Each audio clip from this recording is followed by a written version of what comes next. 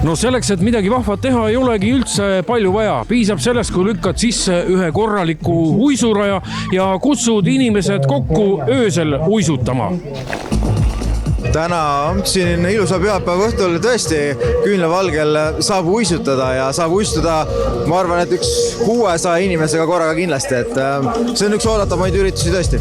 No mis asi see on, mis see fenomen on, mis selle rahva niimoodi siia Viljandi järve jääle meil eitab? Võiks öelda, et see on võib-olla juba traditsioon või selline asi, mida oodatakse, et 2010. aastast Viljandi rattaklubi on Viljandis uisuradasid teinud ja selle hulgas on ka seesama ööuisutamine oma koha leidnud, et nii kui võimalus on, me oleme selle võimaluse tavaliselt ära kasutanud, et küll on aastaid, kui me ei ole seda saanud teha. Ööuisutamine, tegelikult need mõtted tulevad juba sellest, et kui me oleme uisuraja teinud, siis mida selle uisurajaga veel teha, et me oleme korraldanud öiseid uisumatkasid, niisama uisukolmapäevakuid, igasuguseid asju, et lihtsalt sellele asjale rakendust leida, mida me oleme teinud, et lihtsalt ühe maratoni tarves uisurada luua on nagu justkui tarbetu, et tuleb ikka rohkem rakendust leida. No huvi on tugev ja seda on näha nii kohale tulnutest kui ütleme sotsiaalmeedias inimeste hulgast, kes huvitatud on sellest sündmusest. Et jah, tõsi, aastaid ei ole saanud teha, enamasti just ilma tõttu.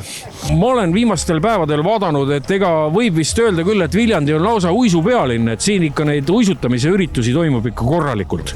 Ja, julgelt võib öelda, et see nädalavahetus vähemalt Viljandi oli uisupealinn. Eile Viljandis toimunud Mulgi uisumaraton tõi 369 lõpetajat, tehti väga tublisid tulemusi, olenemata üsna raskele rajale ja rõõm oli näha, et päike paistab, ilm on külm, aga osalejaid on hulganisti. Ja täna õhtul samamoodi sajad inimesed järve jääle. Täpselt nii. Rõõm, kui inimesed tulevad ja usun, et seda rada jagub siin veel nautimiseks mõnda aega. Ma vaatasin ka seda, et ega igal aastal on ikka seda kirjut seltskonda siin raja peal ikka erinevad, vaatasin, et osad on ikka valmistanud ennast ette korralikult. Kas on iga aasta ikka niisugune traditsioon? Selles mõttes see on nagu fantastiline, kuidas inimesed on leidnud aega ja valmidust pingutada, pannud omale lambikesed külge, erinevad kostüümid teinud, et mis me oskame tahta, see annab ju sellele üritusele värvi ja särtsu juurde, et iga inimene muudab ju selle ürituse enda jaoks eriliseks, et meie lihtsalt anname võimaluse. No siin Viljandi järve jääl võib näha ikkagi väga vahvaid tegelasi, et olete ikka päris korralikult vaeva näinud. Muidugi, me oleme ju Viljandist. Kas spetsiaalselt tänase õhtu jaoks on need kostüümid tehtud? Muidugi tänase õhtu jaoks, et ikka ööuisutamisest osa võtta ja toetada meie Viljandi rattaklubi, kes sellega alati nii palju vaeva näeb. Me oleme iga aasta osa võtnud. No vaatan, et kõikidel on ikka korralik, võib vist öelda küll, insener-tehniline lahendus tehtud, et kaua selleks aega läks, et sellised kostüümid valmis meisterdada? 40 minutit. Nii kähku?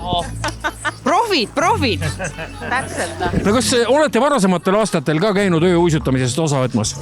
Igal aastal ise kostüümidega. Ükskõik kui külm on, ega ei ole külma, on lihtsalt vaja soojad riided selga panna. Ja nüüd siis varsti kohe ringile? Muidugi.